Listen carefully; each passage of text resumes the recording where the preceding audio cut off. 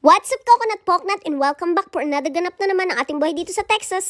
For today's video nga ay nag-aya si Madam Emma na kami ay gagala nga daw today. Kain nga pala muna kami dito sa Wakurol. Eto nga't dumating na ang in-order ni Madam Rio. Isa nga pala ito sa kanilang special sushi. Ay guys, sinasabi ko sa iyo, ang sarap niyon. Isang order nga dyan ay hindi lang pang isang tao, kundi pang maramihan. Dahil nga sa laki ng serving nila dito. At isinunod na nga nilang iserve itong aming drinks na in-order. Avocado nga pala ang flavor ng in-order ni Emma. Melon flavor naman yung sa akin. Yung kay Madam Rio ay taro flavor. Tingin na lang talaga ako dito sa sushi kasi naantay pa namin ang amiga ni Emma. At medyo may katagalan nga ang pag-serve ng iba naming in-order. Ngayon nga lang ulit kami nakalabas dahil nga naging busy ang buhay ni Madam Emma. Nga off siya ng 1 week kaya naman napaaya siyang lumabas today. Dumating na nga rin pala itong in-order ko. Favorite ko talaga itong galbi nila kasi ang sarap talaga niya. Medyo nga may kamahalan pero worth it $20 nga na binayaran mo dyan ay may kasama ng kanin at iba pang side dishes. Tinikman na nga ito ni Madam Rio. Sana oil magaling mag-chopstick. Diyan nga din talaga ako bilib kay Madam Rio kasi ang galing niya mag-chopstick. Sa tuwing kakain nga pala kami dito, ang nagustuhan ko rin ay itong side dishes nilang kimchi at saka iyang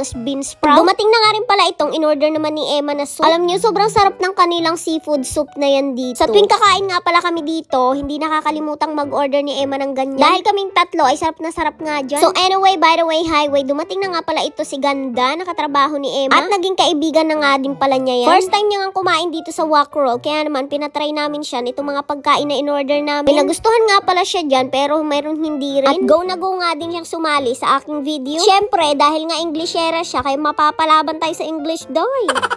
At si Auntie Emma nyo nga ay nanahimik na dito sa gilid. Finally, dumating na ang in-order niya na drinks pero yung in-order niya na pagkain na hindi pa nga dumadating. Kaya sabi nga ni Madam Rio ay try niya na itong sushi. Di nga rin siya marunong gumamit ng chopstick kaya nagtatanong siya kay Rio kung paano gumamit nito. Medyo struggle pa nga siya gumamit ng chopstick dito sa sushi. At nahulog nga yung sushi dito sa sausawan na wasabi. Sabi nga namin sa kanya ay wag niya nang kainin yan baka kasi sobrang anghang na. Nakakatuwa nga pala itong si Cheska dahil lahat nga ng pagkain dito ay willing siyang itry. Hulaan nyo kung ilang taon na nga pala siya. Dahil nga ngayon lang namin siya nakasama, kaya naman ang dami naming tanong sa kanya ni Madam Rio niya. Kaya nga kahit struggle kami sa English, talaga namang hindi mapigilan ang napakaraming tanong.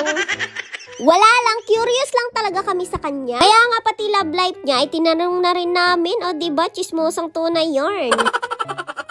At ayaw nga pala akong lubayan itong aking sipon. Lumabas nga pala ulit ako, kaya naman eto, allergies is waving na naman. At buti na lang talaga, kahit saan ako pumunta, may dala-dala ako netong babe. Hindi nga ako makapag-concentrate kasi si Rio ay tuwang-tuwa. After nga namin mag-Wakurol, ay pumunta na rin kami dito sa Kohl's. Nandyan na nga rin pala ang Sephora kung saan gusto nilang mamili ng makeup. At si Madam Rio nga pala, eto na daw ang kanyang favorite na bag na nabili niya sa Timo. At syempre, magpapatalo ba dyan si Madam New Emma? Sabi ko nga sa kanya, ilakas makatita itong bag niya. At mapapasana oil ka na lang talaga sa mga nakaka-LL mong kaibigan. Di wow, shopang. Dahil nga katatapos lang namin kumain, syempre retouch din pag may time. Bago nga kami papasok dun sa Kohl's, kailangan may picture muna dun. Ang ganda talaga pumunta dito sa Sephora kasi ang dami mong matatry na mga makeup. At isama mo na nga rin yung kanilang mga pabango. For the tester nga pala, ang ganap natin for today's video.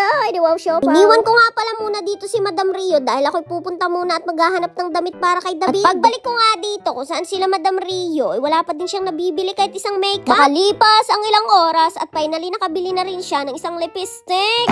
After nga namin dito sa Kohl's ay pumunta naman kami dito kung saan magme-merienda. Bumili nga lang pala kami dito ng tinapay at saka inumin. First time ko nga pala pumasok dito sa Panera. At kala ko kung ano namang meron dito ay tinapay lang pala at mga salad at saka soup. At eto nga pala yung in-order namin. Tamang tinapay at saka lemonade lang. So anyway, by the way, highway, hindi pa sana kami matuloy today. Dahil nga si Madam Rio ay kauwi lang yan kanina sa trabaho tapos kulang pa siya sa tulog. At same nga pala kami na kulang sa tulog dahil hirap din ako makatulog sa gabi. Dahil nga yun sa ating allergies. Ayaw nga akong lubayan nito at ilang linggo na rin akong may allergies. Yung palaging barado yung ilong mo tapos ang kati sa mata. After nga namin dito sa Panera ay pumunta na rin kami dun sa Panda Express. Dahil bibilhan nga namin ang pagkain ng aming mga asawa. At naabutan ko nga si David na busy na naman sa pagkutingting ng kanyang motor. Ikakabit niya nga daw itong binili niyang stickers. Yun lang po, God bless!